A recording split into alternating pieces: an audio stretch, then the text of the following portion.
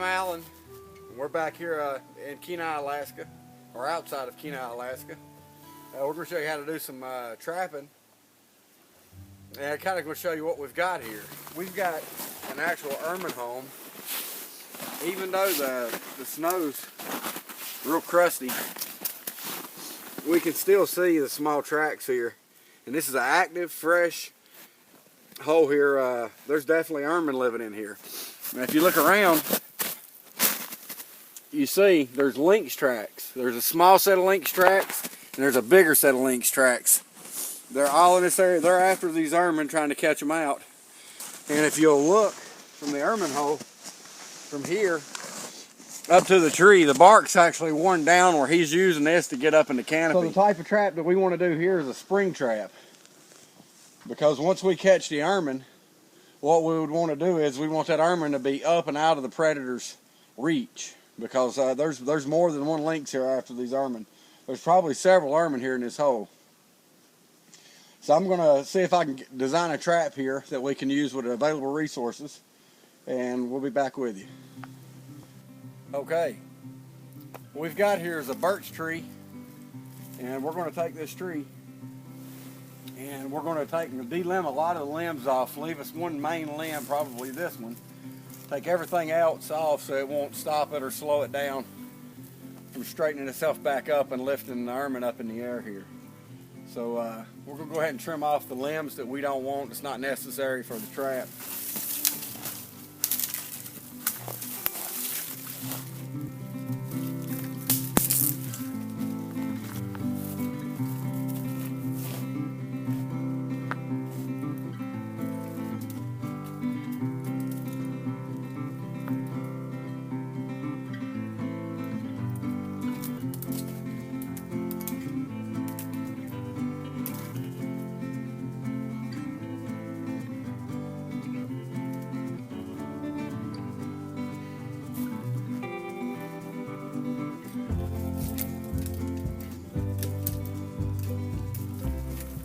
How this reaches over for our trap. Okay, well, we was making a film and bringing this tree around right here a while ago. I don't know if it got caught on film, but the ermine just come out. He's whitish, creamish color. He just come out and threw the stick out. So we'll go ahead and get this trap set. So we want to have enough strength on this tree to pick up several pounds to get him 8 or 10 feet up in the air, because if you don't, and we're not here to watch this trap for a couple or 3 hours, this ermine will be caught pretty quick. If we're not here to watch the trap, that lynx will be, and we'll come back and we'll have an empty trap. But we'll go ahead and see. So we're going to make our trigger notch somewhere in this general area here in this tree. So we're going to go ahead and cut this tree off right about here.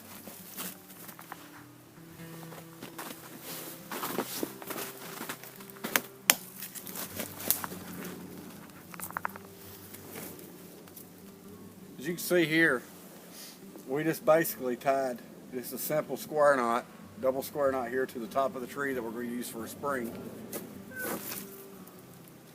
And this will let us reach this to get it back up. And what we're going to use is just a simple Y out of a tree branch. This is a spruce. And we're going to go ahead and cut this section out and show you how you do that.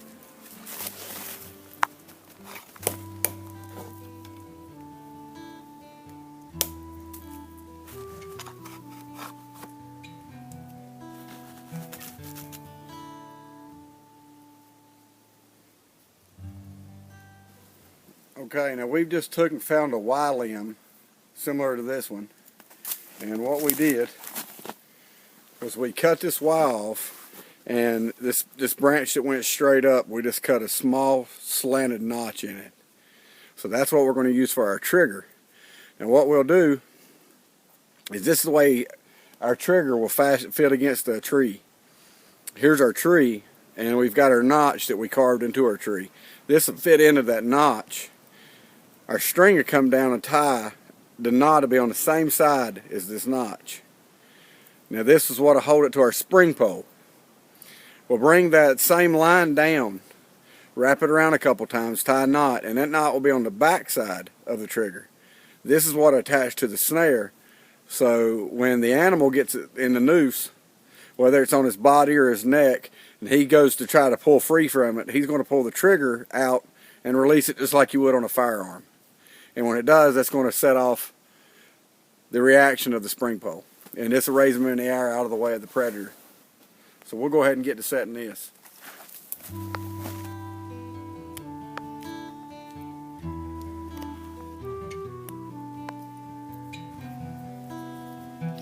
We got two simple notches here just to help keep our cordage from slipping off the end of the trigger.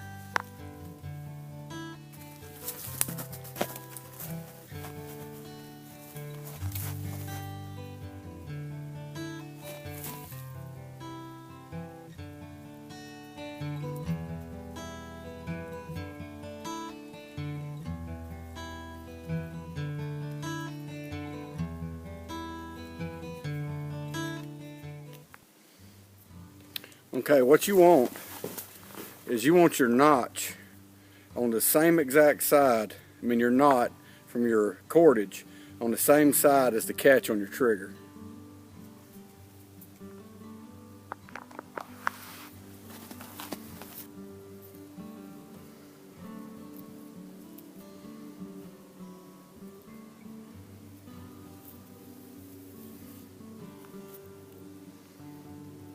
Now for the noose, you want it to be on the back side of your trigger. If I can hold this where you can see just a little better. So you want your knot on the side of the catch of the trigger. You want your noose side on the bottom of the trigger for a trigger release.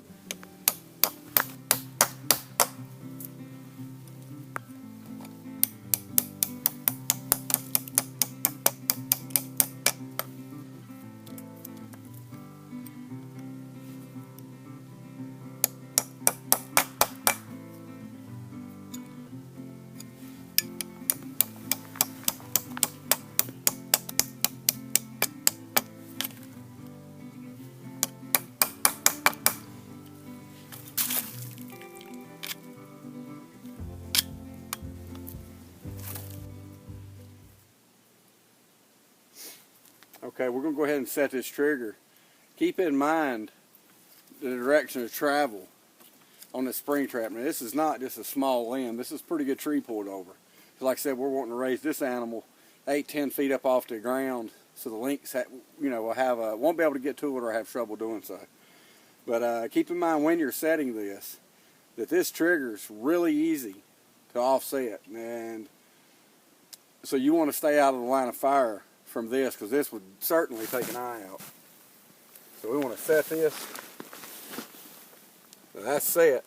And we're going to have it set while we tie our loop. Now we know that we're going after an ermine. If any of y'all out there don't know what an ermine is, if you know what a ferret is, basically an ermine is a wild ferret. And that's what we have here in Alaska. So we don't need an extremely large noose. Their head is generally about the size of a golf ball. So we want to catch them in the head or anywhere on the body. So we'll make a noose for that size. And we don't want an extreme amount of slack between our trigger and our noose.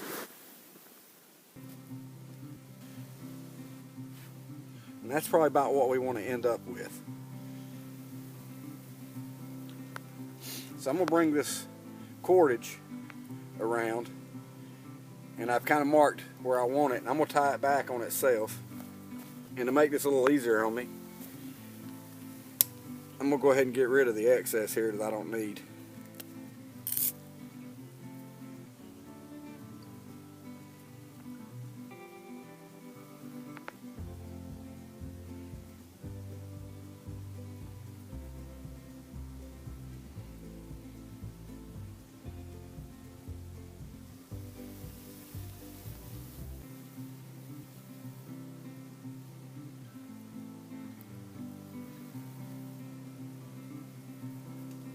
I don't know what this knot's called, but we wrap it in on itself 4 times. It works. I seen one of these fellas up here in Alaska, one of these native fellas. He's been born and raised here. I seen them tie this knot. I just kind of picked up on it. I'm going to say that's going to allow this to slide pretty easily up and down here. So we've got this here about in a general vicinity we want it to be, and we want it to where this can fall down the line. So what we're going to get now is we're going to get just a little branches here to hold this up.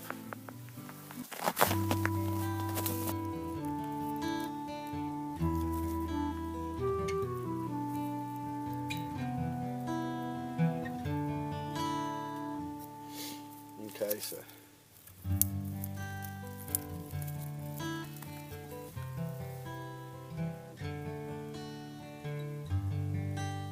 I know that seems like a small noose, but you got to understand it. This creature is not that big. It's about the size of a ferret, like we said.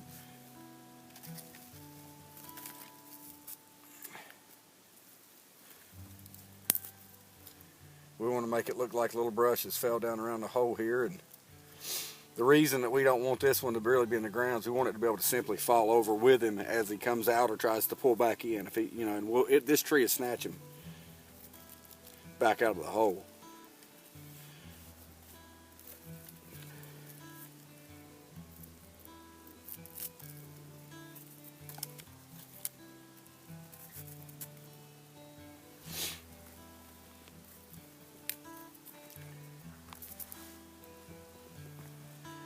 So that's pretty much all we need.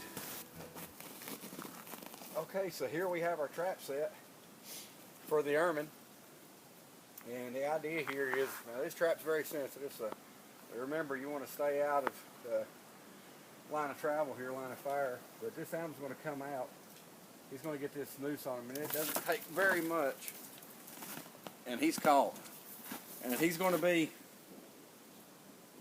well, about 7 feet up in the air. And the lynx could get him, but he's definitely going to have a little bit of trouble. So I hope you found this video informative. Keep your eye out for small game trails and animal trails when you're out in the wilderness. Like I said, we've went about a mile and a half, and this is the first definite sign we had seen of any animal. This is more than one ermine living in here. Back up on the hillside, we found other points. And if we were in a survival situation, this trap takes about 10 or 15 minutes to set up. And what we would do is from here, I can see 2, 3 more holes total. And I would trap every single one of those holes because there is a family of the ermine here. And you may get 2 or 3 catches. And like I said, these are about the ferret size. So any meat you get, you never have extra meat because you can always smoke and preserve it. So like I said, I hope you found this video informative. If you did, like it, share it, and subscribe to our channel. Thanks for viewing.